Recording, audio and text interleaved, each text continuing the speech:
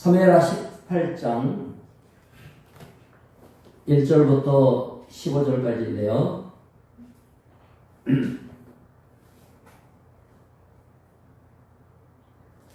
6절부터 8절을 먼저 봅시다. 사무엘하 18장 6절부터 8절입니다. 6절부터 시작. 이에 백성이 이스라엘을 치러 들러나가서 에브라임 숲풀에서 싸우더니 거기서 이스라엘 백성이 다윗의 부하들에게 패하매 그날 그곳에서 전사자가 많아 2만 명에 이르렀고 그 땅에서 사면으로 퍼져 싸웠으므로 그날에 숲풀에서 죽은 자가 칼에 죽은 자보다 많았더라. 이제 다윗 군대하고 반란한 아들 압살롬이 왕으로 있는 군대하고 전쟁이 벌어졌습니다. 내전이죠. 다윗이 군대를 정비할 시간을 부은 거 아닙니까? 왜냐하면 좋은 작전을 벌이고 후세가 다윗한테 유리한 작전을 제시했는데 글쎄 그 작전을 덜렁 받아가지고 압살롬이 온 군대를 모아 지금 전쟁을 하게 된 거예요. 그러는 중에 다윗도 시간을 벌었으니까 전쟁 준비가 제대로 됐지요. 다윗은 부대를 셋으로 나눕니다.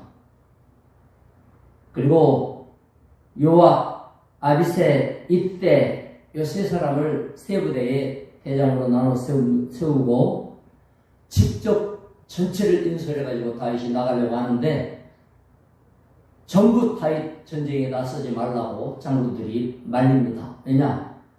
압살롬의 목표는 딱 하나예요. 다윗만 잡으면 돼요. 그러니까 다윗이 위험하죠. 다윗이 전쟁에 참석하지 못하게 하는 거예요. 그래서 그 요청을 다윗이 받아들이고 자기는 전쟁에 나가지 않습니다.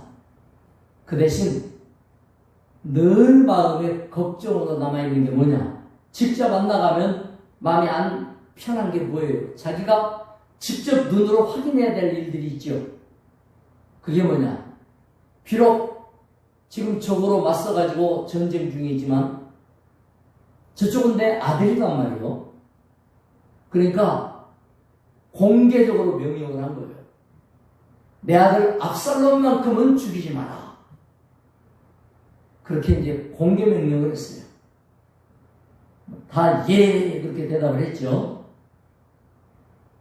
이제 전쟁에 아주 능했던 이쪽의 최고사령관은 요압 장군이란 말이에요. 요압은 들판에서 맞서지 않고 압살롬의 많은 군대를 숲속으로 유인을 해요. 그러니까 우리가 읽었습니다마는 흩어져서 싸웠다 그러잖아요. 에브라임 숲에 들어가서 거기에서 이제 8절을 보니까 사면으로 퍼져서 싸웠으므로 숲속에서 쫙 퍼져버리니까 군대가 힘을 발휘하지 못하는 거예요. 이게 바로 압살롬의 작전. 더군다나 적적으로 쳐들어가서 싸운 게 아니고 군사가 많은 압살롬의 군대를 자기 쪽으로 불러들여갖고 싸우는 거니까 자기네는 그쪽이 훨씬 땅의 지리를 잘 알고 있잖아요. 그리고 상대방은 지리를 알고 있지 못하죠. 더군다나 숲속이죠. 숫자가 많지만은 경험이 부족한 압살롬의 군대를 어렵지 않게 이겨버려요. 하나님께서 사살한 아히도벨의 계략을 막았기 때문에 후세의 계략이 받아들여졌기 때문에 한마디로 말하면 이 전쟁판은 하나님이 뒤집어 놓은 거예요. 사람은 그걸 모르니까 숫자 우세하고 용감하고 이러면 이길 줄 알았죠. 사람 많고 용감하면 이길 줄 알았는데 일이라는 게 그렇게 되는 게 아니에요. 붙어보니까 달라요. 더군다나 뭉쳐갖고 덤비면 깨부시기가 어려울 건데 숲속에 흐트러지고 그 숲에 대해 알지도 못하고 이러니 숫자가 많으면 뭐합니까? 이래서 사람들이 말이죠. 난 돈이 많아. 그러니까 나는 이렇게 살아가야지. 그거 자기 계획대로 되는 게 아니고, 어떤 사람은 나는 건강하니까 이렇게 하면 되겠지. 뭐 자식들이 이러니까 이렇게 하면 되겠지. 그 다 의미가 없어요. 문제는 뭐냐? 하나님이 내 편이어야 돼. 나와 함께 해야 돼. 하나님이 나를 지켜주셔야 되고 나를 보장해 주셔야 되는 거예요. 이 일이 완전히 뒤집어졌어요. 반란으로 왕까지 된 압살롬은 다 된 줄 알았다가 한 방에 다 깨져버렸어요. 그야말로 누가 뭐 그랬어요. 인생 한 방이라고. 인생 한 방이라고. 텔레비전에 교통사고 나는 거 보여주는 그런 프로그램이 있어요. 자기는 멀쩡하게 달려가는데 느닷없이 앞에 있는 트럭이 자기 쪽으로 확 꺾어 들어와가지고, 이게 이제 다 찍히잖아요. 요새는 사진에. 내가 차선을 잘 지키고 속도를 잘 지키고 딴 차 방해하지 않고 착실하게 가는데 엉뚱한 쪽에 일이 터지는 일이 많아요. 이번에 보세요. 홍수에 엉뚱한 데서 사람이 14명이나 죽었단 말이에요. 그런 상황 속에서 사람들이 차에서 못 빠져나가가지고, 우리는 생각할 때 물이 막 쏟아들어져 오면 얼른 문 열고 나와서 헤엄쳐 나오면 될 것 같아도 그걸 그렇게 못하는 거예요. 물이 차문 중간만 차면 문이 안 열린대요. 물무게 때문에. 버스 안에 있던 사람들은 나갈 방법이 없으니까 창문 깨고 헤엄쳐서 목이라도 내놓고 하면 살 길이 있을 건데 나가지를 못하니까 버스 유리를 맨손으로 깨려고 손이 다 깨지도록 두들겨. 그렇게 죽었어요. 얼마나 안타까워요. 유리 깨려고 발버둥 치다가 죽은 사람들을 보면 진짜 얼마나 가족들이 볼 때 환장할까요? 그렇게 죽었어요. 막 물에 쓸려가지고 떠내려가서 어떤 사람은 나오기는 나왔는데 난간을 붙잡고 있던 트럭 운전수가 손을 붙잡아 주니까 그 사람이 또 딴 사람 손을 붙잡아줘서 살아나는 사람이 있어요. 그 사람들은 막 손이 깨지고 다치고 도와주느라고 병원에서 입원해 있고 이러는데도 자기 손이 깨지고 부러지면서도 딴 사람 구하느라고 이런 일도 벌어지고. 인생이라는 게 말이에요. 어디서 어떤 일이 벌어질지 몰라요. 그 일이 어떻게 뒤집어질지 몰라요. 오늘 여기 보면 황당한 일들이 막 벌어지는데요. 이 속에 하나님의 뜻이 있어요. 그걸 찾아내야 됩니다. 압살롬은 한 방에 뒤집어졌어요. 나는 왕이다 했는데 이제는 반역자로서 아무것도 아니게 되는데요.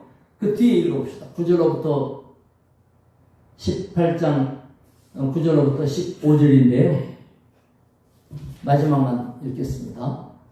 13절로부터 15절까지 시작. 아무 일도 왕 앞에는 숨길 수 없나니 내가 만일 거역하여 그의 생명을 해하였더라면 당신도 나를 대적하였으리이다 하니 요압이 이르되 나는 너와 같이 지체할 수 없다 하고 손에 작은 창 셋을 가지고 가서 상수리 나무 가운데서 아직 살아있는 압살롬의 심장을 찌르니 요압의 무기를 든 청년 10명이 압살롬을 에워싸고 쳐 죽이니라. 자, 전쟁이 이렇게 이제 군사가 숫자가 적지만 다육적으로 뒤집어졌어요. 압살롬의 군대가 거기서 거의 몰수하다시피 합니다. 전쟁이 진 반역의 우두머리 압살롬이 모세를 타고 도망을 가요. 도망가다가 어떻게 됐어요? 숲이니까 상수리나무 밑에 고개 숙이고 도망가는데 머리카락이 상수리나무까지 걸린 거예요. 그리고 노새는 빠져나가 버렸어요. 네? 그러니까 머리카락이 걸려서 대롱대롱 할 때 얼마나 충격이 컸겠어요. 그러니까 거기에서 이걸 떼어서 내려오지를 못하고, 아까 사고 얘기를 말씀드렸죠. 예측 못한 사고가 갑자기 벌어질 때, 머리가 걸려서 전체 중이 팍 떨어질 때 이 목이 감당하겠냐고요. 그래서 아마 목뼈가 잘못됐으리라고 보는데 바둥거리고 있는 거예요. 이 보고가 들어갔죠. 그러니까 압살롬이, 이제 요압이 다윗의 장군이죠. 죽이라고 명한 거 아닙니까? 그러니까 명령받은 사람들이 죽일 수 없다. 왜요? 왕이 죽이지 말라 그랬잖아요. 그러면서 만약에 내가 죽였다면 요압 장군 당신도 지금 죽이라고 말을 하지만 내가 죽이면 왕이 명했는데 이놈 죽였느냐 하고 나를 죽일 거다. 장군 너도. 그러니까 요압이 자기가 직접 차를 챙기잖아요. 그리고 쫓아가서 왕자를 찔러 죽여요. 왕은 죽이지 말라 그랬는데 요압은 왕자를 찔러 죽여요. 그리고 부하 10명이서 막 찔러가지고 아예 살아나지 못하게 하는 거죠. 보세요. 황당한 일이 벌어진 거예요. 노새 타고 가다가 머리채가 걸릴 줄 누가 알았습니까? 그렇게 자랑스러웠던 머리채, 온 이스라엘 사람들이 부러워했던 머리카락, 그 머리카락 때문에 미남을 더 빛나게 했던 이 머리카락, 그렇게 자랑스러웠던 것이 목숨을 뺏어가는 그런 복이 될 줄 누가 알았어요. 이런 것처럼 하나님이 우리에게 허락한 것이 되어져야 그렇게 복이 되는 거지, 아무리 좋고 자랑스러워도 하나님의 은혜 가운데 있지 않을 때는 그거는 나를 향한 이 보가살이 될 수가 있다 하는 걸 보여주는 거예요. 요압은 분명히 왕이 명령했는데도 불구하고 왕명을 거역했어요. 아니, 전쟁에서 총사령관 왕의 명을 거역하면 그거는 직결 처분당해도 할 말 없죠. 처단을 당해도 마땅한 거예요. 어떻게 군령을 어깁니까?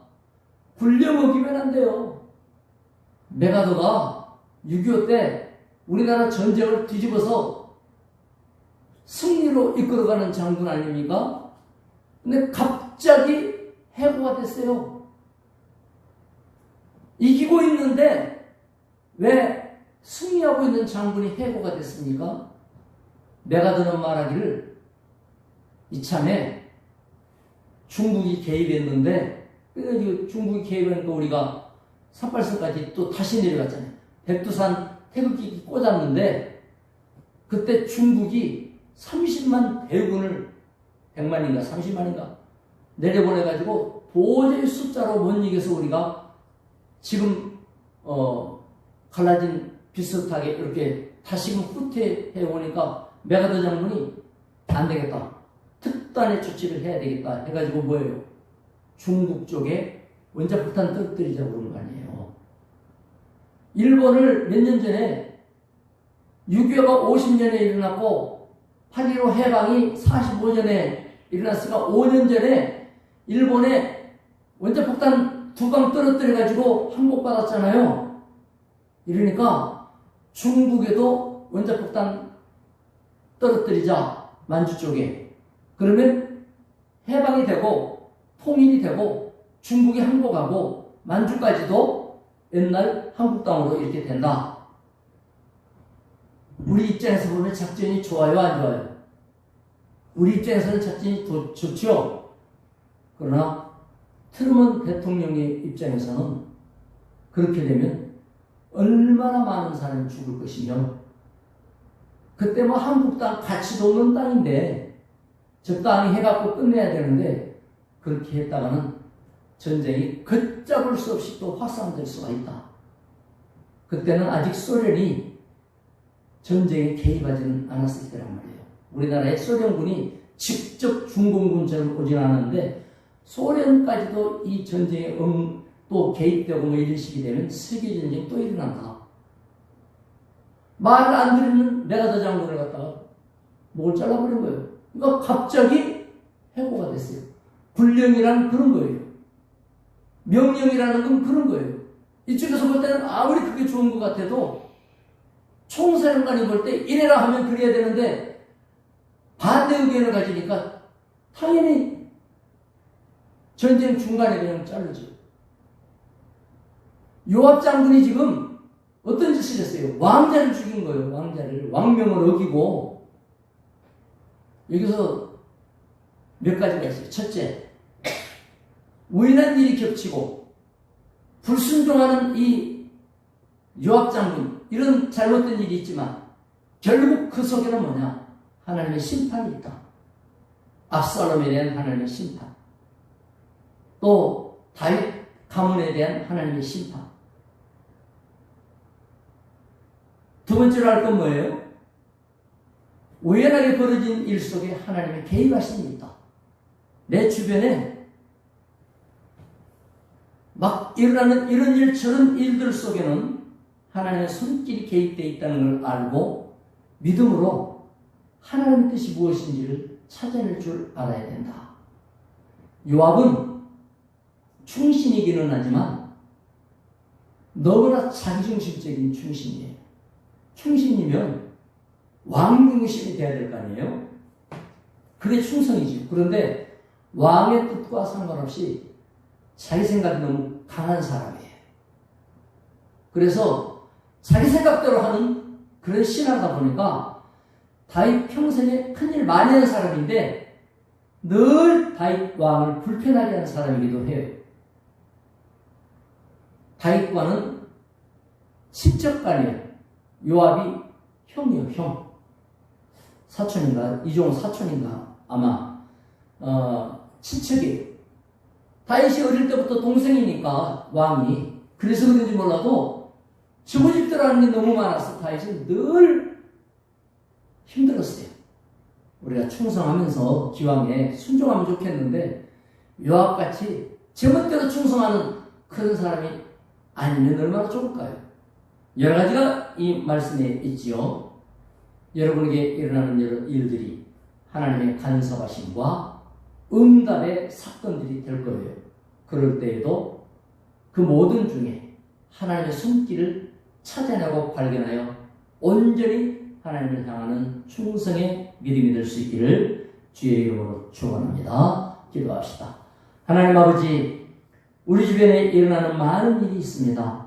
그 일들을 우리가 함부로 대하지 말게 하시고 믿음으로 잘 받아들이며 말씀 안에 서기 원합니다. 벌어지는 일들이 진행되는 걸 보면 생각지도 못했던 방향들로 일이 진행될 때 우리는 하나님의 뜻을 구해야 됩니다.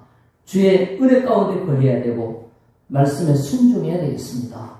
오늘도 순종하는 모든 이들에게 축복이 임하며 응답이 임하며 하나님의 보호가 눈에 보이게 하여 주시옵소서. 예수님의 이름으로 기도드리옵나이다. 아멘. 각자 기도하시기 바랍니다.